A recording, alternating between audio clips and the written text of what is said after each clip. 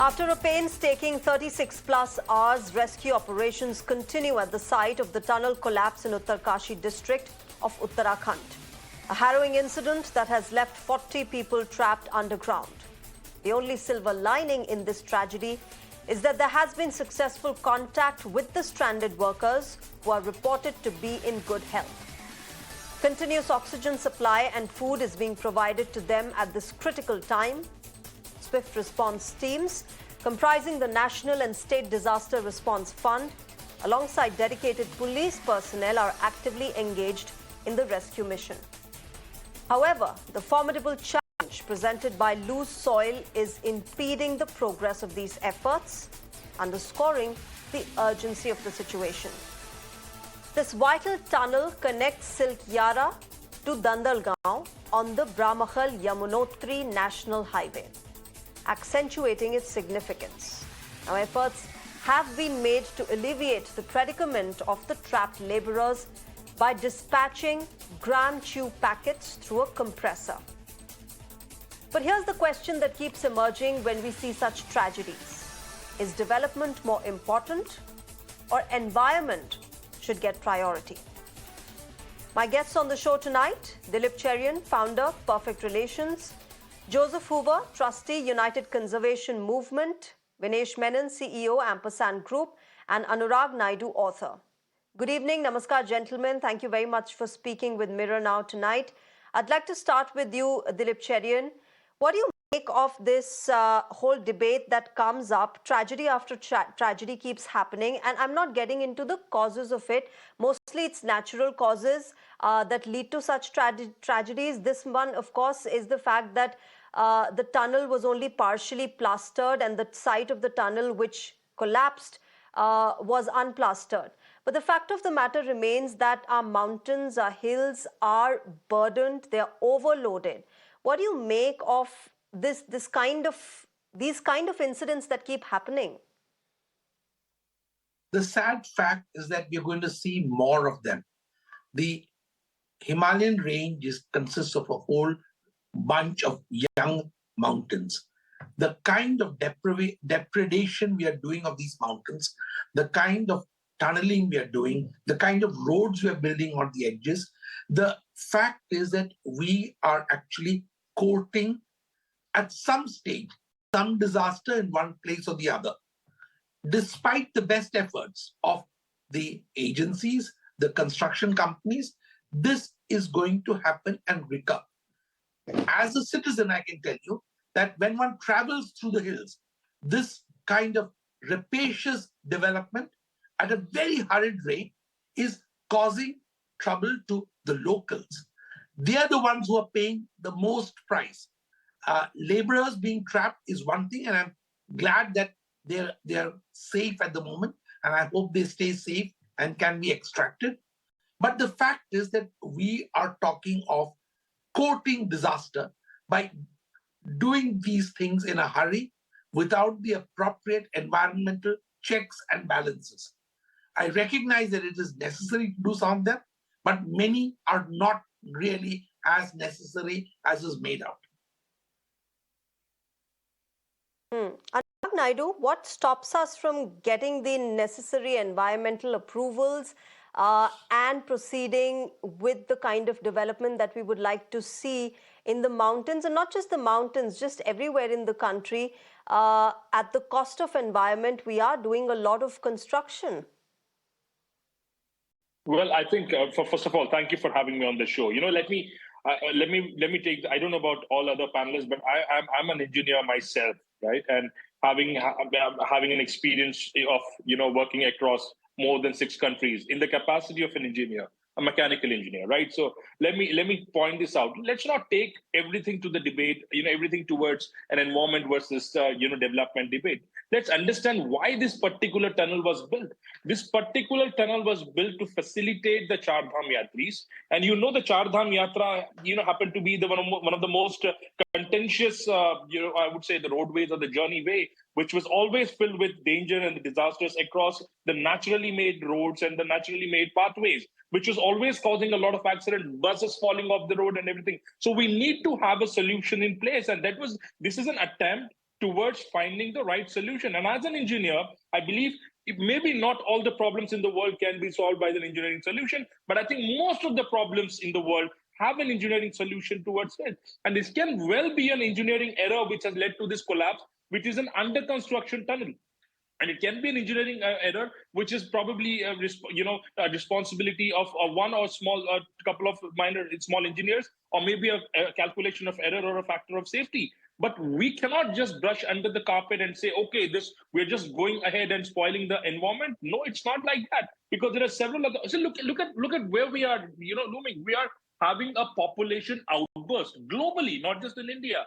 And how do you find solutions towards this growing population? You can't just stop the population on a click of a button. You can't say, okay, kal se population kam kar do, to parso you will have the result that you reduce population. You need to do away with things like talking just about environment and all. You should need to find real solution. I think the real solution can only be found by the engineering answers, right? So here is a masterpiece of engineering. Had this tunnel been a successful one, maybe Prime Minister would have inaugurated it. All the same panelists would come on the TV and clap. Look at the engineering marvel that India has been able to pull out. But and it's not right now, Anurag, right? That's why we're sitting here discussing, because it hasn't been successful so far, and we need to keep a check on what we're doing, how we're doing in our mountains. When the report comes out, I'm sure when the report comes out, it's just not about the loose soil.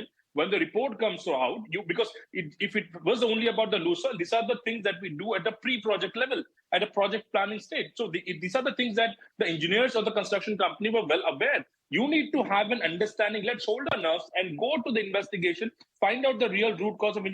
I'm sure there will be in the days to come, there will be a report, a white paper which speaks about what was the engineering error because of which we see this disaster, which an under construction tunnel has collapsed. So I think I'm clearly of the view that it is an engineering fault. Let's not brush it under the carpet of saying that, okay, we're just spoiling the environment and that's why we're going to pay this price and everything. No, it is an absolute engineering error. And when the report comes out, you're going to ask me and you're going to say, yes, you were right and there is an engineering error. So let's not bring the whole debate of, let's not bring things like RA, things like, we're just going away against the environment, we're just going against the wildlife and everything. No, I think we need to... No, it's just a wider discussion, Anurag. Nobody is blaming anybody. We're just having a wider discussion on what perhaps we can do right when it comes to saving our mountains and therefore saving ourselves. But let me take this across to Joseph Hoover. Joseph Hoover, do you resonate with what Anurag is saying, that we need to, look at it from a certain point of view, and the fact that this entirely is not an environmental versus developmental debate?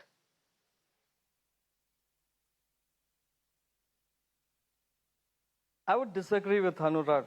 He was talking about engineering issues and all the stuff. We need to understand the basic trouble here is the entire Himalayan region is a fragile ecosystem. The Himalayan ecosystem is very fragile, and we are messing around with it. Yes, we need development. We want our country to be a superpower. We want to have a $5 trillion economy. But do we compromise on an ecological GDP? Our ecological GDP is much, much bigger than our economic GDP. This is something that we need to understand, especially at a time when we are all being hammered by this climate change, extreme climate events. We have had any number of incidents of floods and droughts and all kinds of events which are happening. When are we going to learn? Yes, I said, yes, this could be an engineering issue, but this happened again in Joshimath. There's land subsidence. Where are we learning? Yeah. This is happening over and over again. The other day we had Sikkim. Himachal, Joshimath, so every place has seen this. It's happening such over and again. There needs to be... Yeah, so we need to draw a line and say, okay, this much is where we can look at development. Extreme development is also going to destroy us. And this is what's been happening now. Where there is the fragile ecosystem, we need to respect that. By creating all kind of infrastructure, where it should be done, they need to be very clear on that. Just doing it for the sake of doing, just for convenience of people, no. Without the environment, we are suffering today because of global, we know what's happening globally. So this is somewhere we need to draw a line. We need to understand our ecological GDP is much, much bigger. Yes, we talk about economic GDP. we need to be there, but not at the cost of our ecological GDP. We cannot. This is not the time to compromise anymore. We need to move on. We need to say, if you have a population boom in India, that's people's concern. People also to understand. It's not just blame the government. We ourselves to be blamed. We can't be casting stones only at the government. We are also party to it. Where we need to raise our voice and tell the government, yes, we need to stop. So look at the situation now. When we had all these regulations in place, there was no environmental clearance taken, there was no environmental impact assessment done. And now with the new amendment coming in, forest amendment, which has been made last July, it's going to be a disaster, even more disastrous than what we are seeing. So if we have seen just one incident now this month, we'll be seeing them 10 times more in the future if this Forest Conservation Amendment Bill comes through completely. And we are going to be in a big, big disaster. We're heading for a big disaster, I could say that. Okay. Vinesh Menon, I understand that development is needed. We all would like to visit the mountains, have a good time. The locals there would want tourism to come in, and therefore their livelihoods depend on it. But the fact of the matter is that it is our activity and it is us who is burdening the mountains, who's burdening all the natural resources, overusing them, overworking through them. Is there a solution to it?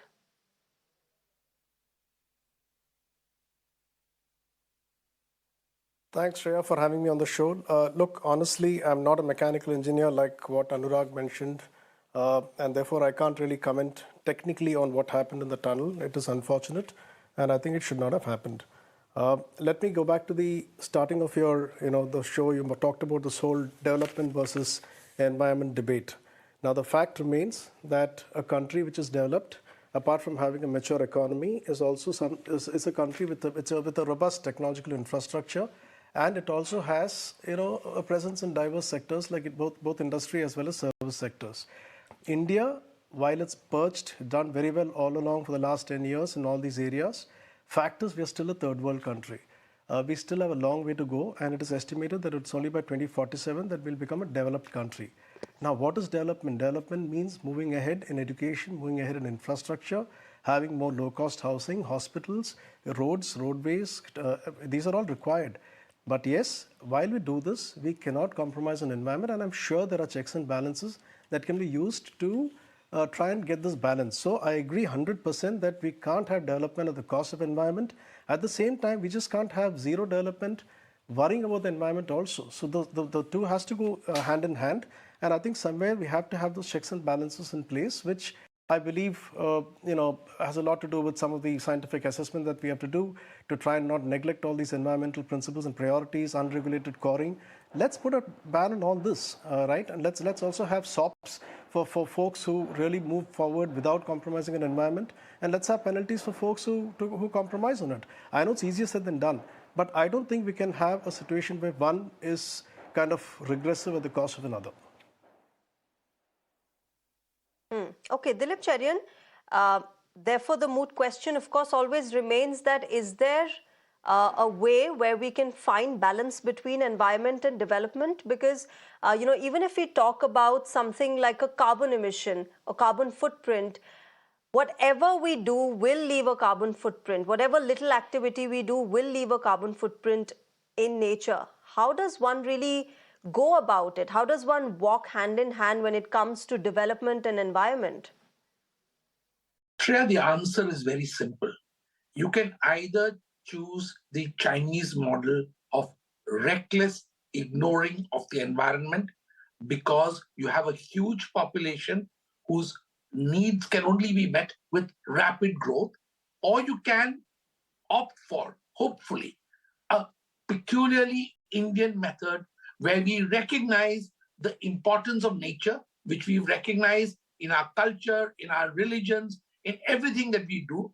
If we just inculcate respect for that and recognize the importance of that, I'm not saying we should bring a halt to development, but we certainly should be paying far greater attention than at the moment.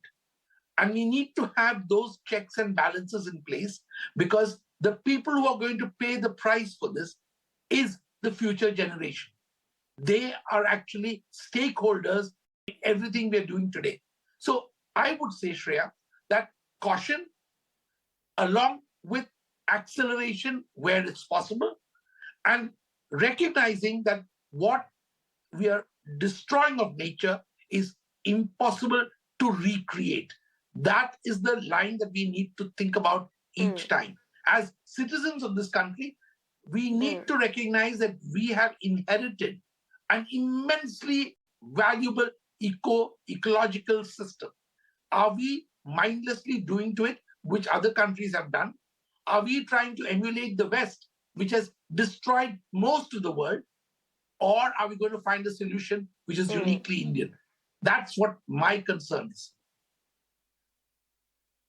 And not just future generations, Dilip Cherian, it's also all of us. The current generations are also suffering. Vinesh, you want to make a point? Please go ahead. I just want to add to what Dilip has said, and I represent the education sector.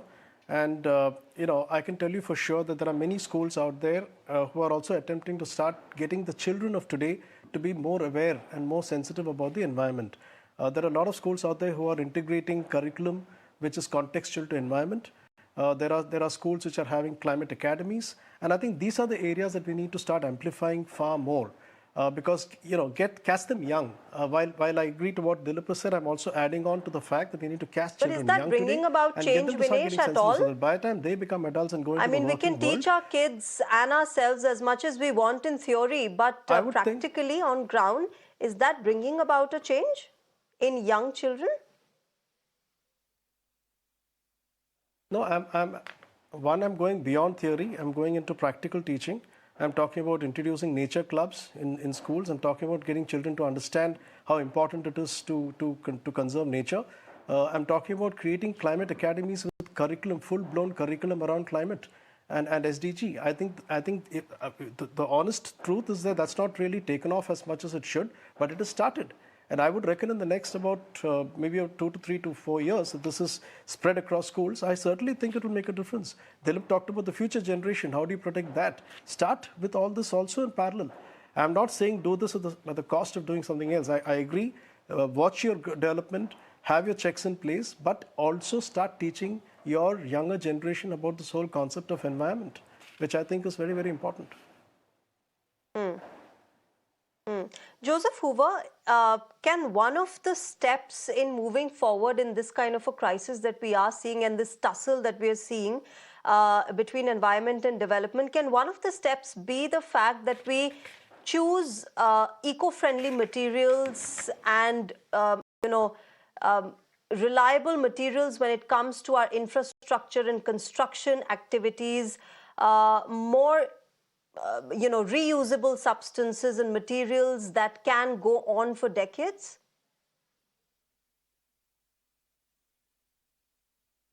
Yeah, that can be done in the urban environment. But when we talk about the ecological centers, like we take example of the Western Ghats, it's being hammered. I mean, this year, if you look at it, people are suffering without water in the south. There's virtually a fight between Tamil Nadu and Karnataka because there's no water in the Kaveri. And where does the water come from? And we have been talking to the government saying that please do development, but let's understand these are fragile areas. They want to expand 6-meter roads to 14-meter roads, 12-meter roads to 42-meter roads. There's no need. How many people are using this road? What is the capacity, vehicle carrying capacity? All this needs to be understood. We have been appealing to them. We are not fighting them. We are just saying, please understand this is going to get worse as the years go by.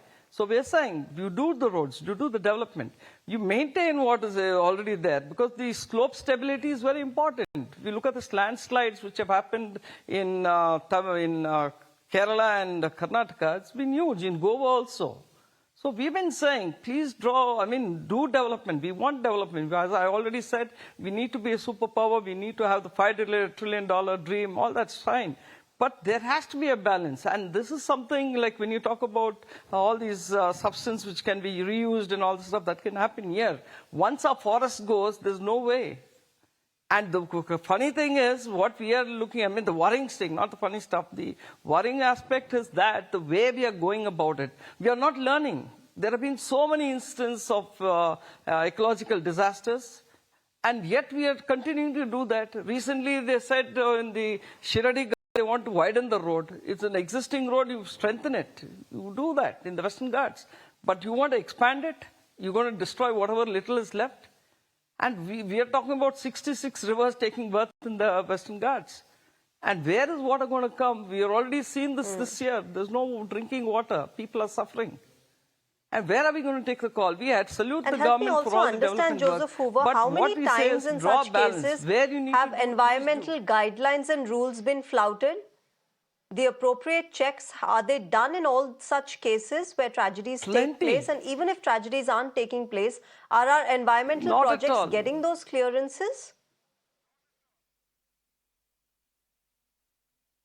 Not at all. I could say they just get a clearance from the government, just say, okay, you can consider this project, and they'll start work there. The NHIA has destroyed our Western Ghats.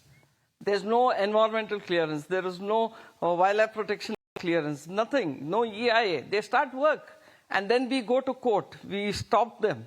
But again, eventually what happens is government says, we have spent so much money, you guys need to back out.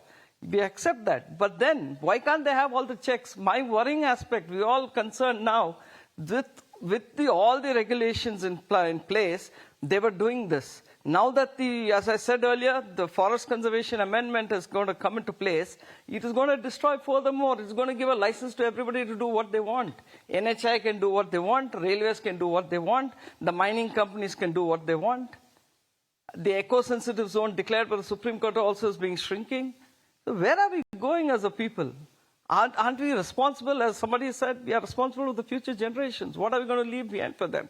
We have been lucky, at least I've been lucky, I've enjoyed it. But aren't we responsible to do something for the children, for the future generations? And as Mr. Menon was saying, it's good to take it to the children, educate them on nature and all the stuff.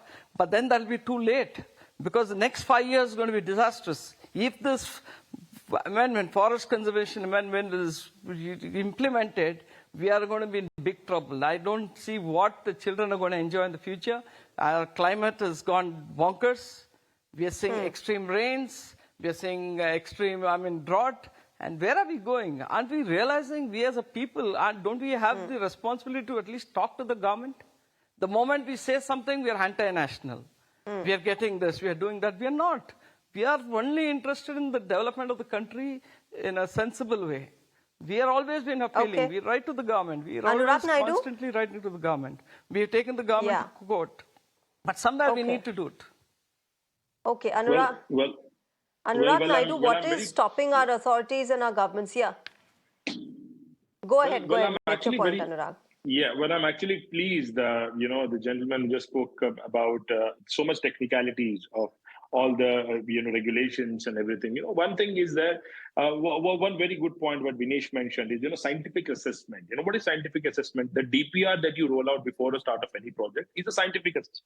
Now the DPR is in public domain. It is even tabled in the parliament. It is out there for the activists and people who want to challenge the engineering nitty-gritties or scientific nitty-gritties of it. And you can very well go to the court. And unlike China, we have courts which are very vocal. We have courts that are very educated and they make a lot of sense. And they have already put, almost every time they put their step down whenever it is needed for the development of the country. So I think we don't need to worry about that. Also, the fact that our policymakers, now look at, Dilip also very beautifully put up the China model. Of course, it's our choice whether we take a China model or we take our own Indian model that we've always been known for living through. What is our Indian model? Like, say, for example, I take an example of somebody like Mr. Gadkari. What is the thought process that he brings in? He brings in an absolute thought process when he says, I'm going to build only the elevated corridors. You see the highways right now, they're all elevated corridors. They don't disturb the forest. So forest has their own way. Elevated corridors has their own way. Now you see the multi-layer transport system that they have beautifully built in Nagpur. He's talking about ethanol. He's talking, India is going to be one of the leading countries. I'm telling you as an experienced automotive engineer globally. India is going to, do away. Of course, the EV revolution is around the corner, but India is going to ditch that EV revolution, and we are moving fast towards the hydrogen, transport system. And India is going to lead the hydrogen transport system because we have a vision. Now, take an example of Andaman and Nicobar. Andaman and Nicobar is of extreme strategic importance for us. If we can deploy an entire, our defense systems in Andaman and Nicobar, we'll be unbeatable. That's the weakest point that we have against China, and that exposes our weakness. But still, India has taken a chance and said, we don't want to build or construct or do certain things in Andaman Nicobar, which disturbs the entire environment. So we have our way. We have negotiated where it needs to be, and naturally, where the development has to come, it has to come. If we can just having one under construction project, having some engineering trouble and getting this collapse, we cannot just roll out a red carpet discussion for activists to come in and say, "Hey, look, we are going to die in 5 years. We're not going to have drinking water." Even if you don't do any development, mark my word, you may not have drinking water 10 years down the line. But you need to do something towards it. You need to set up a desalination plant. You need to see how do you purify the seawater that is abundantly available. You need to learn something from Middle Eastern countries or Dubai, and you need to find alternatives. So if you have to do that, you have to start somewhere. You can't just be sitting in an AC chamber, just idealizing and telling, "Oh my God, I'm going to be protecting the nature," and do nothing about our lives that we live in. So if you don't, like Vinesh also mentioned, if we don't educate our children in the school about the solution that we need to work towards saving our environment or having our next generation lives, they will not be able to find solutions. So let them know what is the problem. Let them know that we need to work towards an engineering solution. Yeah, fair point. But I think, Anurag, also the fact of the matter is that all of us as adults also know what we should be doing about making our environment more sustainable and stable. But how many of us actually take those small little steps and make those changes in our lives? It might cause inconvenience, and that's why a lot of us don't do it. But the fact of the matter remains that it's not theory, it's practical, which will help. With that, I'm going to wrap this discussion up. Thank you to all you gentlemen, Dilip Cherian, Joseph Hoover, Anurag Naidu, and Vinesh Menon. Thank you very much for joining us tonight and sharing your perspective on this debate that does go on and has been going on for a long, long time. Environmental versus development debate. We'll have to see how it really pans out. But for now, all of us have the responsibility to take care of the environment around us. With that, we're slipping into a short break. News and updates will continue on the other side. Stay tuned to Mirror Now.